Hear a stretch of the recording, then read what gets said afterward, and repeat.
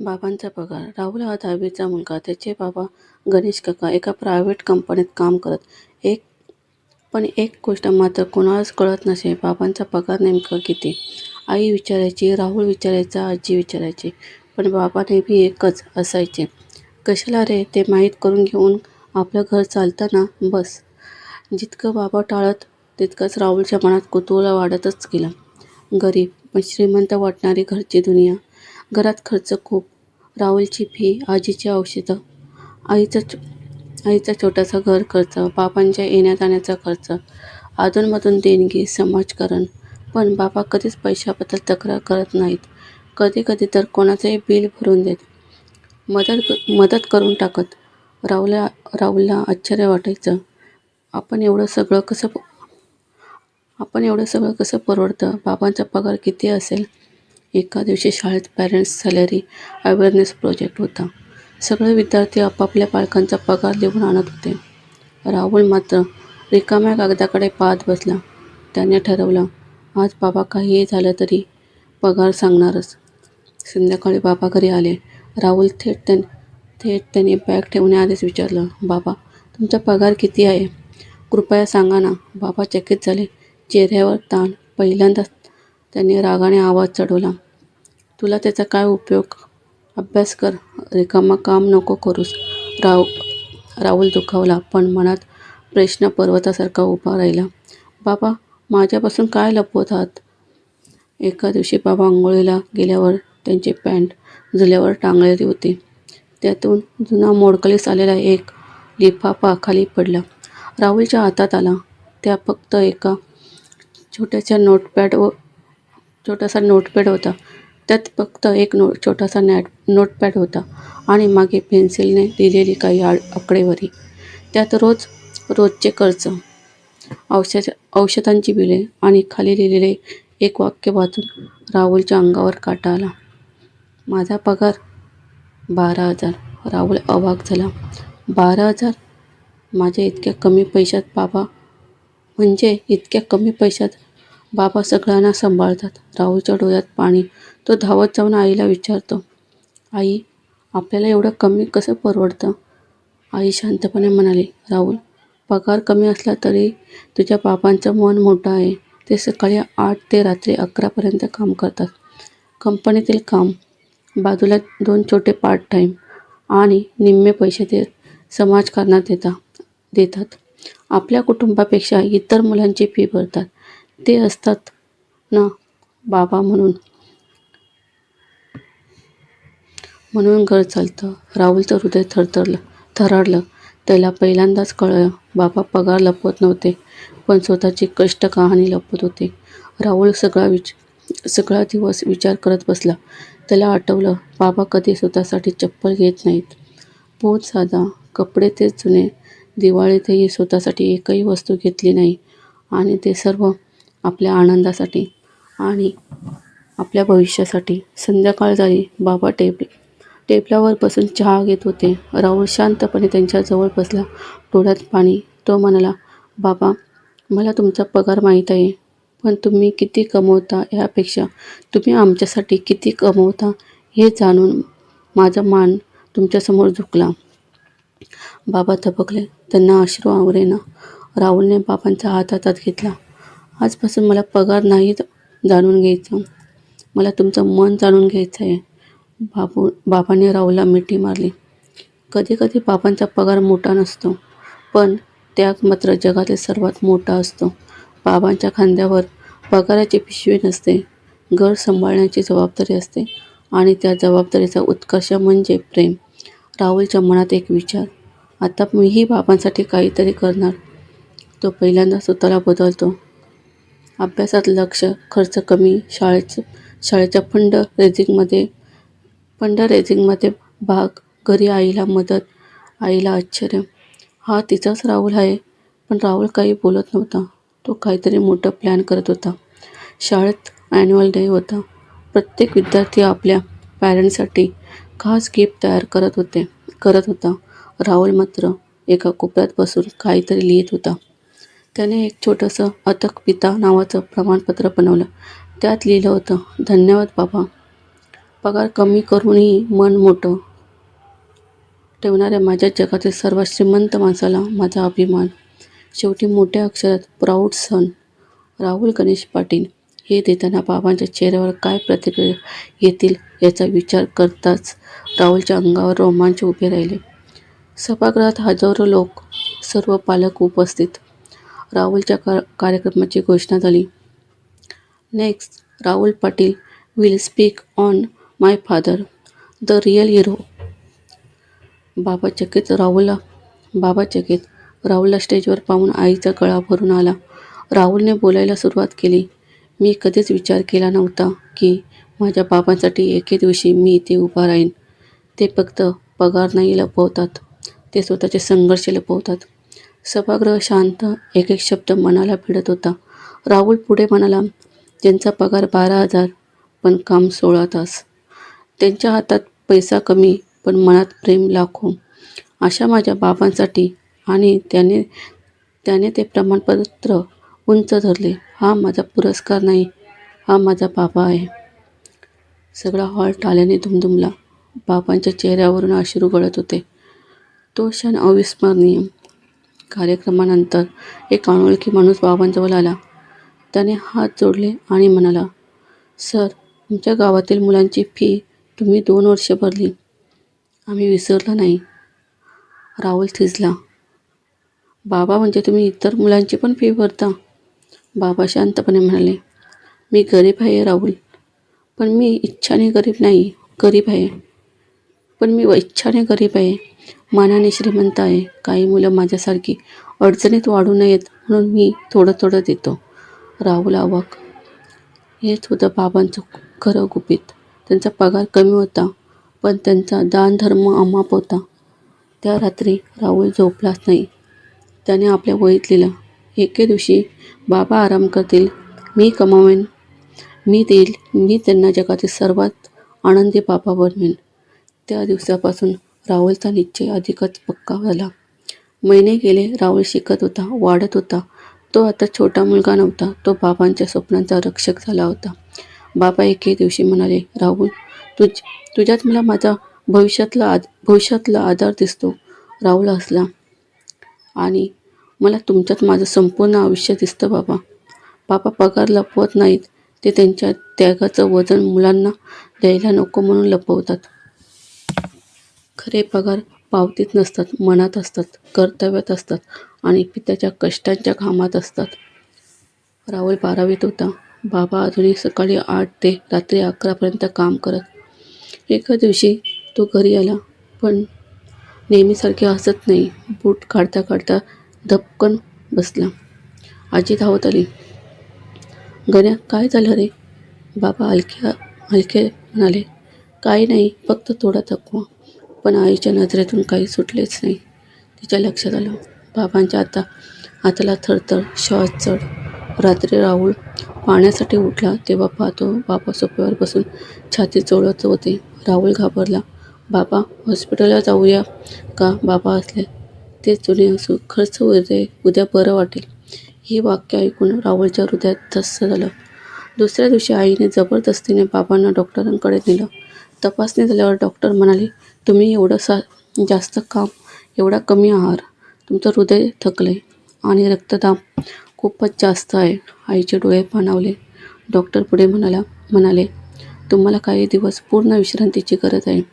काही आठवडे काम करणं टाळा. बाबा लगेच म्हणाले, पण डॉक्टर, काम न केल्यावर घर खर्च, मुलांचा अभ्यास. डॉक्टर शांतपणे म्हणाले, काही झालं तर तुम्ही राहणार नाही तर मग हे घर, हे खर्च कोण बघणार? हे ऐकून बाबा गप्प झाले. राहुलचे डोळे भरले. त्याला पहिल्यांदाच भीती वाटली. बाबा, मला गमवावे लागू नयेत. त्या रात्री राहुल बाबांच्या समोर बसला. त्याने पहिल्यांदाच बाबांचा हात हातात घेतला. बाबा, आता तुम्ही काम नाही करणार. आता माझी वेळ आहे. बाबा चकित.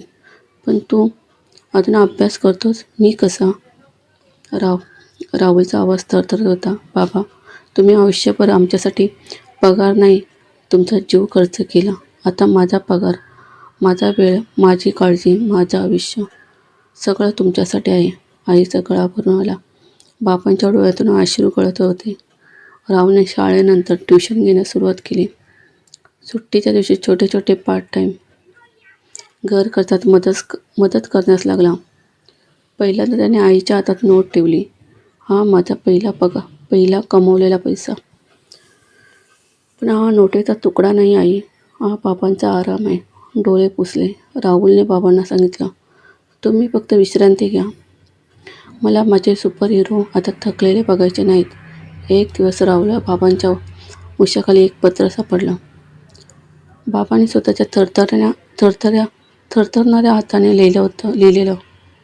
पत्रात लिहिलं होतं, राहुल, मी पगार लपवला कारण मला माझ्या कमाईची लाज नव्हती. मला भीती होती तुझी स्वप्न कमी पडू नयेत म्हणून. तू कमीवर समाधान मानू नको म्हणून. मी स्वतःला थकवलं, पण तुला थकलेला कधी दाखवला नाही. आज तू माझ्यासाठी उभा आहेस म्हणजे माझं आयुष्य यशस्वी झालं. राहुलने ते पत्र वाचून छातीवर धरलं आणि अश्रू थांबत नव्हते. बाबा आता हळूहळू सुधारत होते. राहुलच्या कमाईत कमी असलं तरी त्याचं मन जास्त शांत होतं. एका संध्याकाळी बाबा आणि राहुल छतावर बसले होते. सूर्य मावळत होता. बाबा हलक्या आवाजात म्हणाले, मला वाटायचं पगार कमी आहे म्हणून मी कमी आहे. राहुल हसला. त्यांचा हात हातात घेतला. बाबा, तुमचा पगार कधीच कमी नव्हता. कमी होती तुमची स्वतःची किंमत मला माहीत. एक दीर्घ श्वास घेत बाबा म्हणाले, आज माझं हृदय एवढं हलकं वाटतं आहे, जणू वर्षानुवर्ष धरलेला भार उतरला.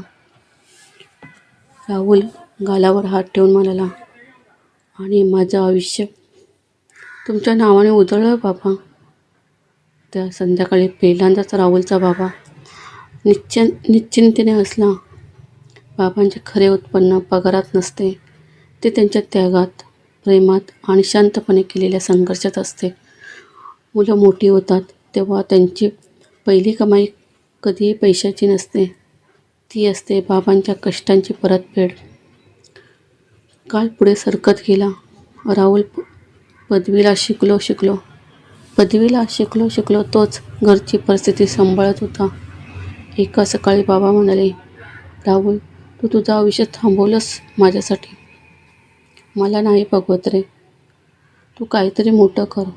राहुल शांतपणे म्हणाला, बाबा, तुम्ही आयुष्यभर आमच्यासाठी सगळं केलं. मी काही वर्षे केली तर काय झालं, आणि मी स्वप्न सोडली नाहीत, फक्त थोडी पुढे ढकलली आहेत. बाबा गप्प झाले. त्यांच्या चेहऱ्यावर अभिमान आणि दुःख दोन्ही दिसत होते. एका कॉलेज प्रोजेक्टमध्ये राहुलची प्रतिभा चमकली.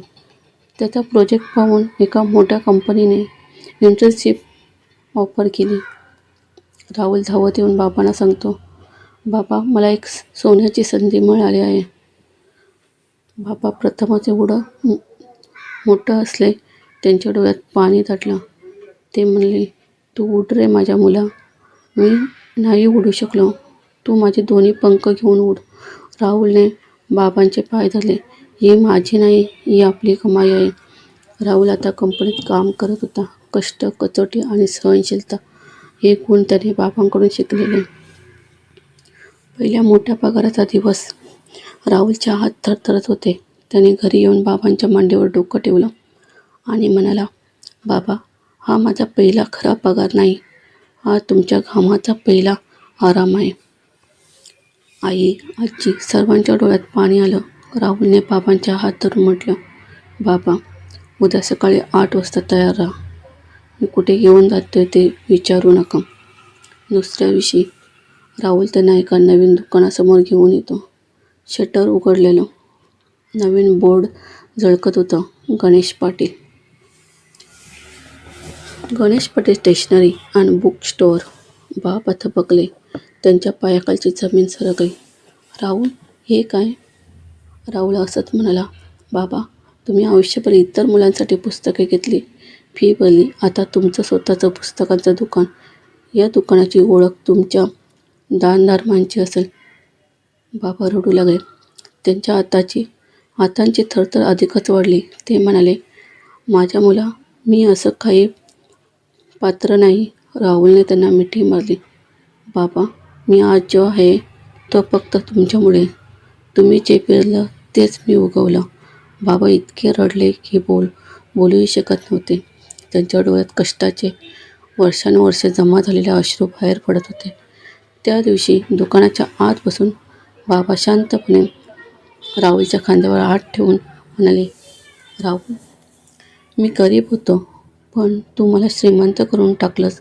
हे दुकान पैसा नाही देणार कदाचित, पण मी यात बसलो की मला जाणवेल मी आयुष्यात खूप काही कमवलंय आणि त्यात सर्वात मोठी कमाई म्हणजे तू." राहुलच्या डोळ्यातून अश्रू गळाले.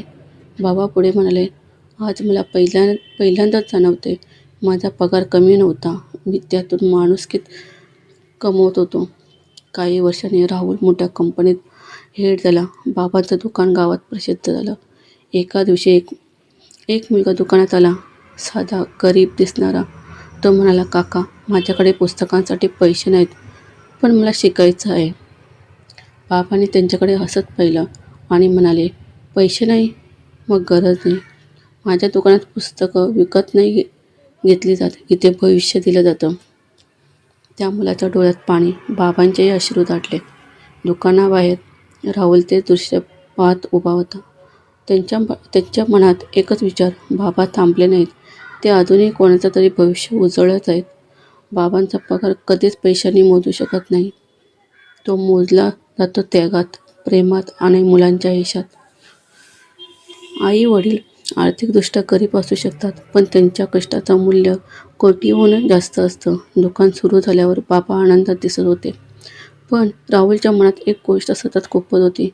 बाबा अजूनही स्वतःच्या तब्येतीकडे दुर्लक्ष करत होते. औषधं वेळेवर नाही, जेवण कमी आणि "मी ठीक आहे" हेच जुने संवाद. राहुल हळूच म्हणायचा, "बाबा, थोडं स्वतःसाठी जगा ना." बाबा स्मित द्यायचे, "मी स्वतःसाठी जगतच आहे रे. आता माझा प्रत्येक दिवस फक्त तुला बघत जातो." एका दुपारी दुकानात ग्राहकांचं प्रमाण जास्त होतं. बाबा मुलांना पुस्तकं देत देता अचानक खुर्चीला धरून बसले. दुकानातला छोटा मुलगा ओरडला, "काका, तुम्ही ठीक आहात ना?" बाबा हसू दाबत म्हणाले, मी ठीक आहे रे, फक्त थोडा दम." त्यांच्या कपाळावरून घामाचे थेंब वाहत होते. श्वास अडकत होता. तितक्यात राहुल धावत आला. त्याने बाबांना धरलं. "बाबा, बाबा डोळे उघडा." बाबांचे हात राहुलच्या हातात गार पडू लागले. डॉक्टरांनी तपासून सांगितलं, "हे हार्टशी संबंधित आहे. ते खूप काळापासून कष्ट करत आहेत. शरीर आता ओरडते, तोडलेलं आहे." आई कोसळली. राहुल डोळे मिटून फक्त प्रार्थना करू लागला, "देवा, माझ्या बाबांवर हात ठेव. त्यांना काही होऊ देऊ नको." बाबा बेडवर शांत पडलेले. राहुल त्यांचा हात हातात घेऊन म्हणत होता, "तुम्ही मला आयुष्यभर सांभाळत बाबांनो. एक दिवस तरी मला तुमची साथ सोडू नका." थोड्या भानावर येत बाबा हलकेच म्हणाले, "राहुल जवळ ये." राहुल वाकला. बाबांचा आवाज मंद पण प्रेमाने भरलेला, "मुला, तू मोठा झाला आहेस, खरंच मोठा. आज मी तुला पाहतोय आणि मला वाटतं मी आयुष्यात काही चूक केली नाही." राहुल रडत म्हणाला, "बाबा, मी अजून खूप काही करायचं आहे तुमच्यासाठी." बाबा हलकेच म्हणाले, "तू माझ्यासाठी सगळं केलंस. माझी शेवटची इच्छा एकच आहे. तू तुझं आयुष्य थांबवू नको.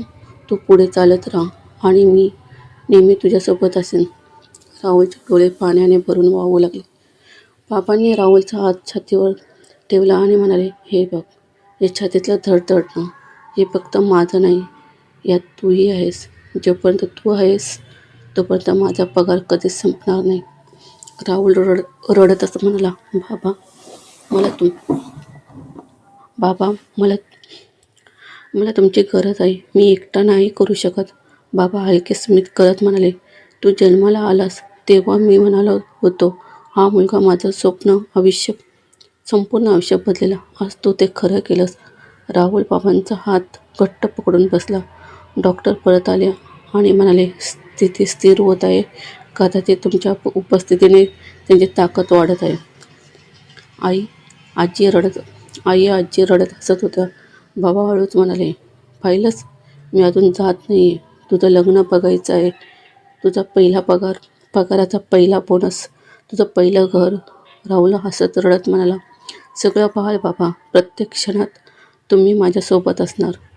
महिने गेले. बाबा आता काळजीपूर्वक जगू लागले. राहुलने सगळ्या सवयी बदलल्या.